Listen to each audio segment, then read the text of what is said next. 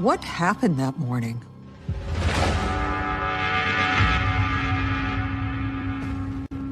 DJ had woken up and saw an unknown assailant that had a firearm pointed at Roger. A man in dark clothes with a ski mask ordered Roger to tie her up. She heard the assailant say, "Stop or I'll shoot." Then she hears a gunshot. It appears that Roger fought back and tried to unmask the assailant. They found a backpack that had duct tape, some nylon rope, as well as a knife. He brought all the tools to commit a murder. It did feel like it was premeditated, that my dad and mom were the target. Who stands to gain from the death of Roger? Roger wanted out of the marriage and was concerned about DJ taking his money. You believed Roger may have staged this attack? My impression was Roger knew who the assailant was, and Roger had some play in his demise. On. And tonight, we're on the case in Douglas County, Colorado, a stunning region between Denver and Colorado Springs. It was here in the shadows of the towering Red Rock landscape that 51-year-old Roger Dean was gunned down in his own driveway. The terrifying details of what looked like a brutal home invasion murder had police baffled. Then, as they analyzed the evidence further, what they found cast a cloud of suspicion on everyone in Roger's inner circle. November 21st, 1985. It was just after 7:30 on a cold, breezy Thursday morning when the Douglas County Sheriff's Office got a troubling report about gunfire in a safe section of town. Can you describe the bizarre 911 call that came in that morning? It was just one of those strange calls that you don't think you're going to get. 911 with paramedics. Shots fired, man down in a cul-de-sac. It's a small community. Everyone knew each other. They knew Roger Dean, and Roger was dying right there in front of them. When Detective Tony Spurlock arrived, he saw 51-year-old Roger Dean sprawled out in a pool of blood in his driveway. Roger was hit in the chest and stomach area. Did you get the impression that Roger's injuries were really severe? I had no idea how many times he had been shot, but the way that the paramedics were working on him led me to believe that something was seriously wrong. As emergency workers managed to get the beloved businessman into the ambulance, officers spoke with Roger's wife, DJ, who was in a state of shock, standing barefoot in just a bathrobe, trying to relay the life-shattering series of events that had just unfolded.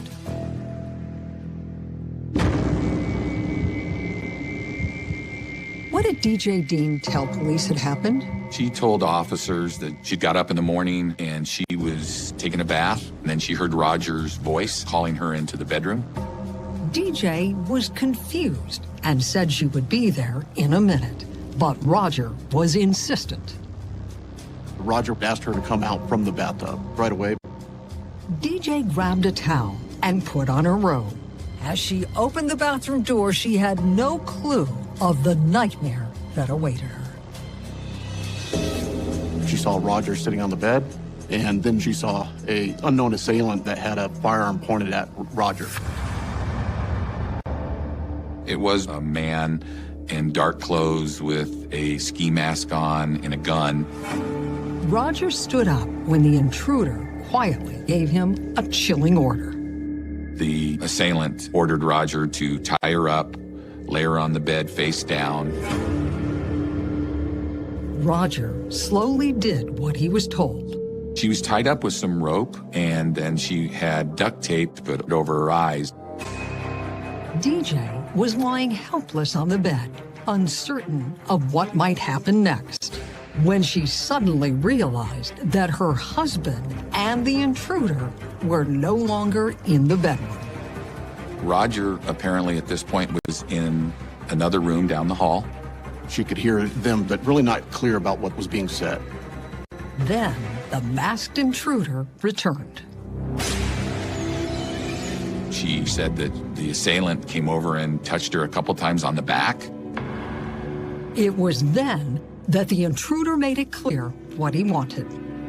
He was asking, how much money do you have? She was very distinct in saying that it was calm and polite. Eventually, she did disclose that they had $30,000. At that moment, a loud noise from down the hall caught the intruder's attention. Did the attacker say anything else to her? No, he left. Then she hears a commotion where it sounded like Roger was arguing with the individual. And this is where it's uttered out loud, "I'll give you the $30,000. She then hears what believes to be as a struggle. She heard the assailant say, "Stop or I'll shoot." With duct tape over her eyes and her hands still bound behind her back, DJ couldn't move. She was paralyzed with fear. What did she say happened after that? She hears a gunshot.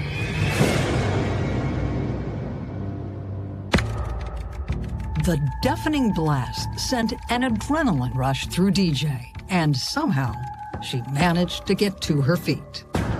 She says that she's able to stand up. She could not pull the tape off, but she could see through the bottom. She walked out of the bedroom, and she could hear Roger out on the driveway. Did you hear any more gunfire? She heard about 3 more rounds. And she heard Roger screaming as well.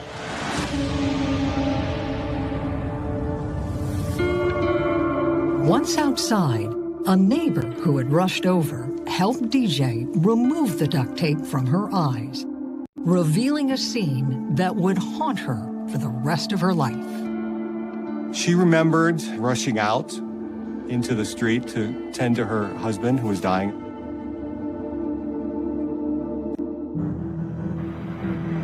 To detectives, DJ's story was stunning.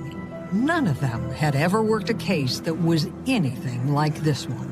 It appeared that Roger Dean had been shot multiple times during a home invasion robbery gone terribly wrong.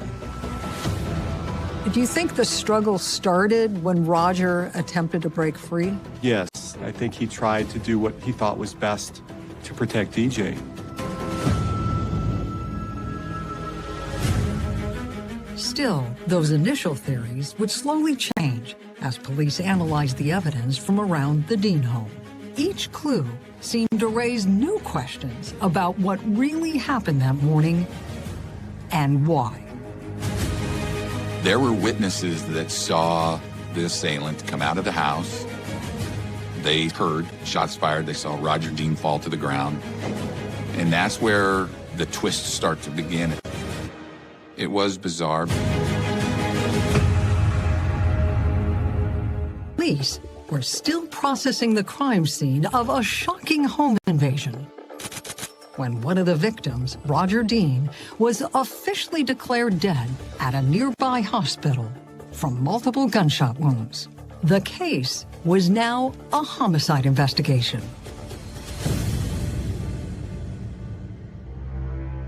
It was an unimaginable blow for Roger and DJ Dean's daughter, Tamara, who was just 23 years old at the time. How did you find out that someone had been shot at your home? I came around the corner and there's all the flashing lights from the police vehicles and the ambulance, and the road was blocked off. I was very confused. Tamara sensed that something terrible had happened to someone she loved. I saw my mom sitting on the couch in her bathrobe, but I kept asking, "Where's Dad?" And finally somebody said he had been shot, that he was killed. It was so surreal, such a shock. Tamara had treasured her father, who was the rock of their family. How close were you and your father? very close. When my heart hurt, it was always my dad I went to for comfort. What was it like growing up in your family? We were the Leave It to Beaver family. My mother was absolutely stunning. My dad was the businessman. His discipline was incredible. Roger had run a successful food brokerage that supplied local groceries and restaurants. His kindness and generosity made him a pillar of the community. Residents wanted his killer caught and fast. Police hoped that Roger's autopsy would provide a break on the case. What was the medical examiner able to determine? During the autopsy, they located 4 .38 caliber slugs, which could be either a .357 or a .38. There was evidence of stippling, so the barrel of that gun would have to have been within probably 6 to 12 inches. Police believe those point-blank shots took place while Roger desperately fought with his attacker for control of the gun. The struggle led to a shooter fleeing the crime scene. I saw a trail of footprints that led from the top of the driveway across this yard to an area where we later learned the assailant's car was parked.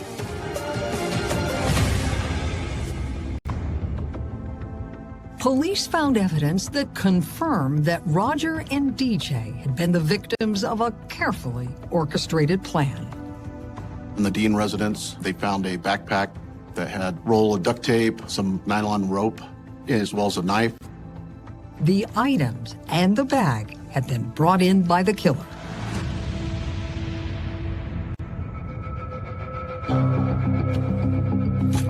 In fact, the killer had left behind more than just his knapsack.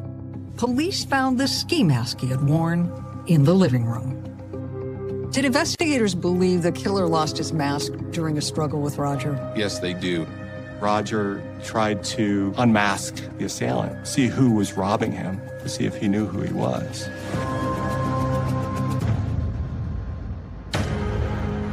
Police were intrigued. If the assailant had fled the Dean home unmasked, they hoped that someone had seen the man who had shot Roger. And within hours of the murder, multiple neighbors came forward.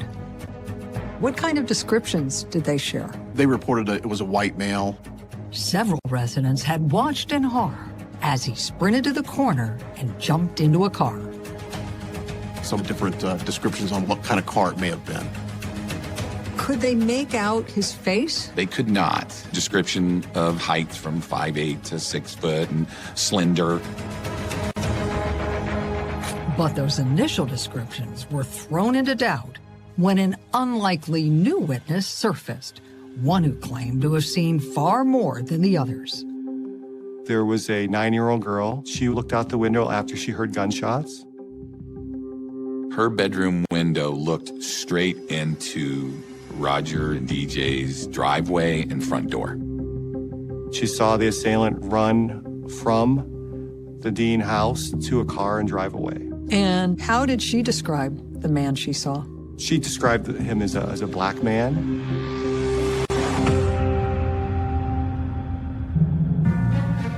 Investigators were skeptical about her report. The frightened child was the only person who claimed that the shooter had been black. What did they do to try to test her memory?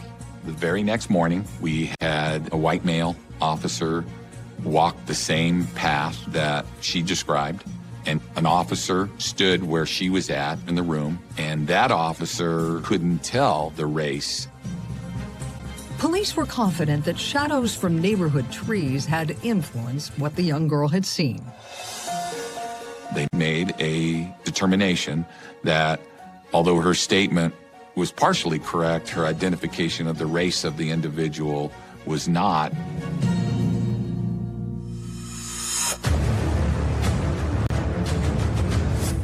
Investigators understood that the vague description of the shooter and his car weren't much to go on. They knew The key to finding this brazen killer relied on answering a difficult question. Why were Roger and DJ Dean his chosen targets? Detectives investigating Roger Dean's murder were piecing together his wife's puzzling account. Their focus was on the terrifying moments just before the gunshots began. A search of the home revealed evidence that showed where the two men went when they left the bedroom. Roger was taken to Tamara's room, and he was sat down in a chair. He was tied up by some cord. Investigators assume the loud crash DJ heard next was caused by Roger breaking free from that chair. But Roger's autopsy report left them doubting that theory. During the autopsy, what odd evidence was discovered? One of Roger's hands was securely tied. The other one didn't appear that it was tied. His wrist didn't look like there was any abrasions on it. It appeared Roger would have had no problem getting out of his bindings. And additional questions were raised about how effective the duct tape over Roger's glasses had been. His glasses had duct tape over the lenses. If I were planning this type of crime, I think I would probably do what the assailant had Roger do to DJ. Take the duct tape and cover his eyes without the glasses.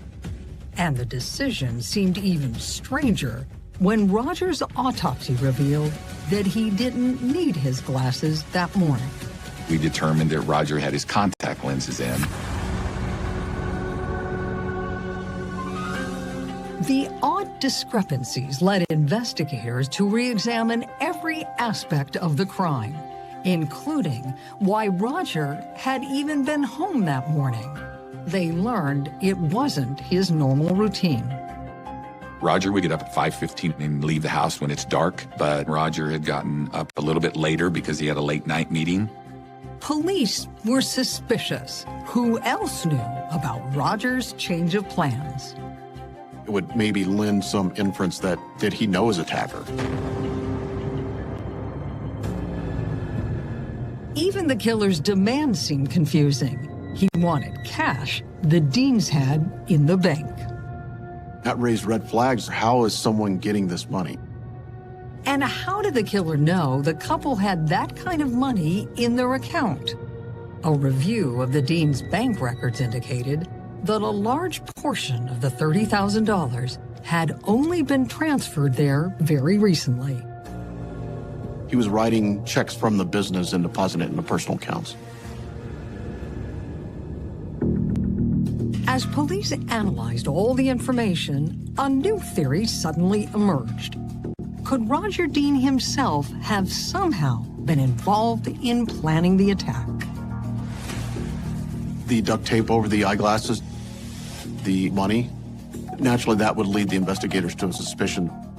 Was Roger able to untie himself, or was Roger's hand free? It was beginning to look like it was more staged than anything else. What would have been his motive for doing that? If he was just going to be robbed, could this be an insurance claim where he could recoup that money? But no matter what the plan was, it was clear something had gone terribly wrong. I don't think Roger would have said, "Hey, I want to die." Still, police began to explore every potential motive for staging the attack, and they quickly found several. We found evidence that Roger was having an affair with someone that he worked with, and then DJ found out about it. I knew who she was. She had worked for my dad for 10 years. It was a challenging time. Roger and DJ were going through some marital strife, and he had just recently moved back home. According to Roger's family, he had ended the affair when he moved back in with DJ. But investigators heard a different story. We had witnesses that said that Roger secretly was back in the relationship. It was news to Roger's loved ones. We never knew that he was still seeing her, obviously. My mom had no clue. Detectives now believe Roger's secret life may have led to his death. Roger was having an affair. We had witnesses that stated that Roger was concerned about DJ taking a lot of his money. Maybe this was a fake home invasion to get some money out of the bank. We went down that path vigorously. But that wasn't the only path detectives were exploring. One of the first places investigators look is who stands to gain from the death of Roger.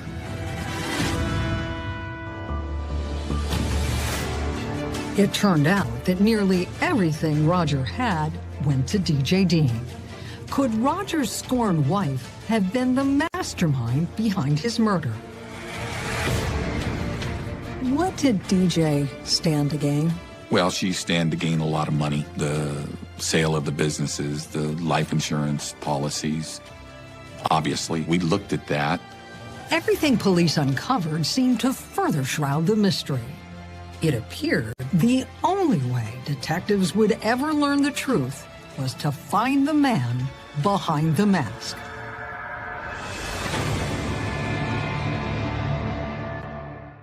The Douglas County Sheriff's Office was exploring every possible angle for Roger Dean's murder. Those potential motives forced detectives to ask both his wife and daughter sensitive questions.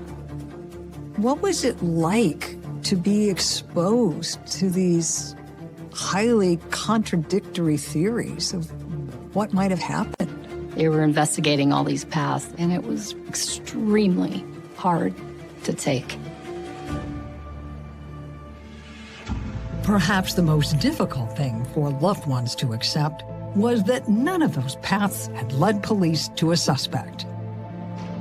Weeks became months, and then years, and there was still nothing more than vague circumstantial evidence for police to look into. How would you characterize where the case was at that point? Investigators didn't have any new leads to follow up on. By the late 80s, the case was pretty cold. Despite the swirling suspicions around their family, Tamara and DJ had done their best to move forward. But without an arrest, they had to constantly wonder if the man who killed Roger could someday re-enter their lives. And 5 years later, that's just what happened. When a letter addressed to DJ reopened all those old wounds. I had just moved back from California, and I looked over and her face was just kind of ashen. And I'm like, what are you reading? And she just couldn't even really speak. So I grabbed the letter out of her hands. It was this extortion letter. The words in the note were terrifying. He said he was the person that murdered my dad and that he felt he had money coming to him. The killer demanded $150,000 or else. If my mom didn't pay it, he would kill me. The consequences for contacting law enforcement were the same. If you do not do exactly what you were told, if you do anything, I mean anything to draw police on the case, I will wait until they can no longer protect her and kill her. The author made it clear he had been watching Tamara's every move for weeks. If she leaves, I can find her. How terrified were you? I knew the threat was real. The anxiety was pretty intense. I was just picking up the pieces and moving forward, and now we're right back. Despite the obvious risks, DJ and Tamara made the difficult decision to bring the letter to the police. When you analyzed that letter, did you believe it was likely sent by her killer? What was in the letter, the tone and the way that it was written, led us to believe that it was the person who committed the murder. There were details inside the letter that were not released to the public, that only law enforcement and the killer knew about. And the threats quickly began to escalate. Very shortly after that, phone calls come in to DJ's house. You better get back to me really soon, DJ. I want my money. He's saying, I'm watching you. I know what you're doing. With the help of the FBI, police traced the calls to a series of payphones around Denver, but each time they arrived too late. We were so close. We had an FBI agent in the parking lot at a 7-Eleven within 30 seconds of the phone call and didn't see anybody on the phone. Police told DJ she would have to go through with the money drop after all. DJ, you have my money ready? I'll have the money tomorrow night, or I change my telephone and Tammy moves where you can't find her. And they would be with her every step of the way. Law enforcement set up a sting operation to catch the extortionist. What happened? They had teams placed throughout the metro area, helicopters, SWAT team snipers. All of them focused on a narrow alleyway where DJ had been ordered to place a bag containing $150,000. It was supposed to be dropped by this trash can. DJ was supposed to drive down the street, get out of the car, put it in the can, and then leave. With an FBI agent hidden in the back seat, DJ followed the killer's instructions to a T. Did the caller ever come to collect the money? We had it under surveillance for a significant amount of time. No one ever came. A phone call to the Dean's home made it clear that the killer had recognized law enforcement's trap. He called the house and said that she had messed up and he would be coming for me. It might be 6 weeks, 6 months, or 6 years, but that he would kill me. She had a knee. How did you up? I'm gonna you up. And I lost it. Killing my dad wasn't enough. Investigators were just as frustrated. How disappointing was it that the sting operation failed? We're so close to just be demoralized. This guy is still out on the loose. I had developed a relationship with Tamara and DJ. I had seen their pain. We had an opportunity to catch this person and were unable to do it. But no one on the case was giving up. And investigators' tireless review of the file revealed that Roger Dean himself had actually left behind a clue that might lead police to his killer.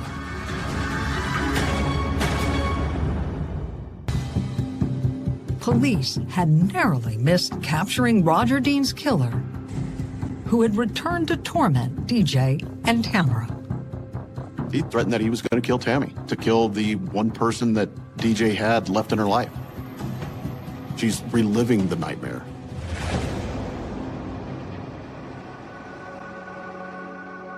After the last menacing call, the killer went silent, but law enforcement remained on the case. Still, it would take more than a decade until advances in forensic testing provided them with a new lead. What did you end up testing that was critical to breaking this case wide open? We tested the ski mask. We were able to get a DNA marker. We also had DNA off of the bag that was left behind and contents inside the bag. Investigators were elated. For the first time in the entire investigation, they had physical evidence that linked a suspect to the crime. And they hoped that those clues would lead them to the killer's front door. But the major break quickly became another dead end when the DNA sample failed to yield a hit in CODIS. How disappointing was that to you? Extremely disappointing. But the DNA analysis did provide a stunning new detail. The suspect was African American, not white. What was the reaction of law enforcement? They were shocked. They were only looking for a white man for more than 30 years. It turned out the young girl police doubted had been right. And it wouldn't be the last major surprise of the investigation. In 2019, police turned over all of their evidence to investigative genealogy expert Michelle Kennedy. Where did your job start? My job started by building the family trees for the DNA relatives. It can be a complicated, long-term process. Did that process give you a family name? It did. It reduced the suspect pool down to 2 brothers. The results were mind-boggling. A decades-old mystery was suddenly on the brink of being solved. And when the FBI eliminated one of the brothers' DNA, the suspect pool was now down to a single target, Michael Jefferson. Was that a name that was anywhere in the case file? We had never seen that name ever. And nothing in the initial deep dive into Jefferson's past indicated police were on the right track. What did you end up learning about Michael Jefferson? Grew up in California. He moved to Colorado, obtained a bachelor's degree in psychology, worked as a pharmacy tech. Did he have a criminal history? Nothing of note. The lack of felony convictions explain why Jefferson's DNA wasn't in the CODA system. Still, investigators did note one detail that lined up. He had lived in Denver in 1985. But he was no longer in the city. Investigators knew they had to locate Jefferson if they wanted to close the case. Captain Joel White was part of a team that decided to focus the search in Los Angeles. We knew that Michael had a brother, and we put a pole cam on the brother's house. And I'll never forget the day that we watched him walk up to the house. How did the arrest come down? We contacted LAPD. We had surveillance units, undercover units, and a helicopter. He climbed in an Uber, and they stopped him and took him into custody.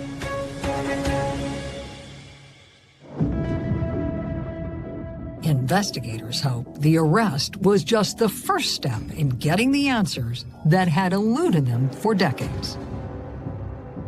You had been chasing this man for more than 40 years. What was it like for you to finally sit across from him and be able to question him?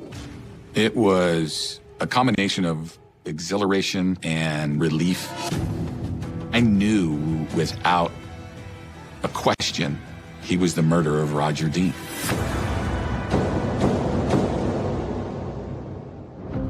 But Jefferson repeatedly denied the allegations. Do you recognize this guy at all? No. What did he admit to? Very little. He admitted to being in Denver at the time. Police asked Jefferson if he had ever seen the knapsack or ski mask found at the crime scene. What is that? That's a backpack. All right. He said the ski mask was never his. He never wore one. The backpack wasn't his. The DNA testing proved that was a lie.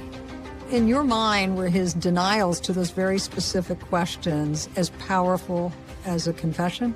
Absolutely. He basically gave all deniability. We gave an out. He didn't take that. At the end of the interrogation, Michael Jefferson was officially charged with extortion and murder.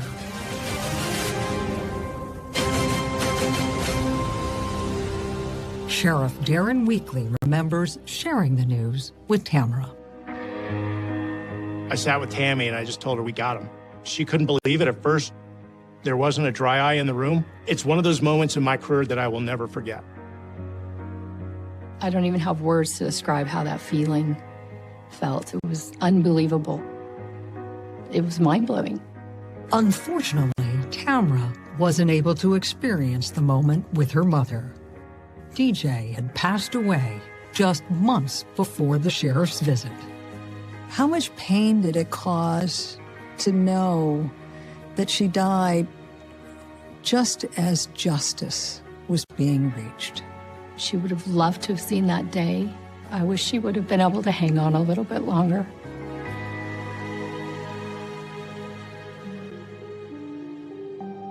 And the decades-old allegation that Roger had somehow been behind his own murder was finally put to rest when a former love interest of Jefferson's came forward with an incredible story.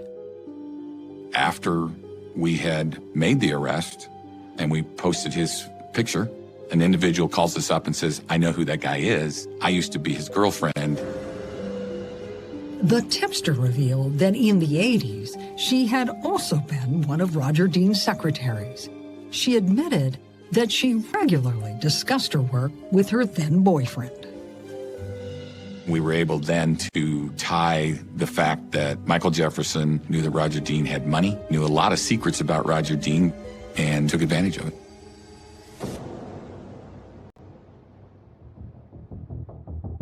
Finally, all of the evidence made sense. Jefferson had insider knowledge of Roger's life, and after his arrest, recordings of Jefferson's prison calls left no doubt that he was the man who tormented DJ and Tamra after the murder. Did the voice on those calls sound like the voice of the extortionist? Yes, I'm convinced that the person who called DJ is the same person I heard on jail calls.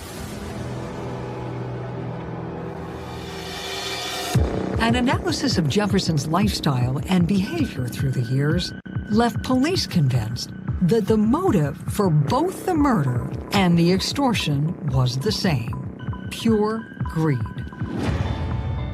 This man is motivated by one thing: money. It was always about money. So, what do you think Jefferson's plan actually was that morning? Robbery was 100% his motive. He showed up that day to the Dean residence, and he was going to get Roger's money. I think that when Roger pulled off his mask, then he had no choice. Him and Roger were face to face, and he fires multiple rounds into Roger's body. And then he runs away.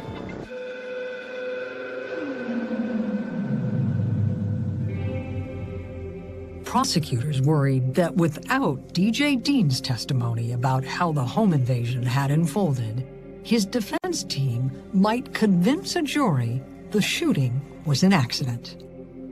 There was concern that a defense attorney could make such a compelling argument to a jury that the jury could potentially find Michael Jefferson guilty of a significantly lesser charge.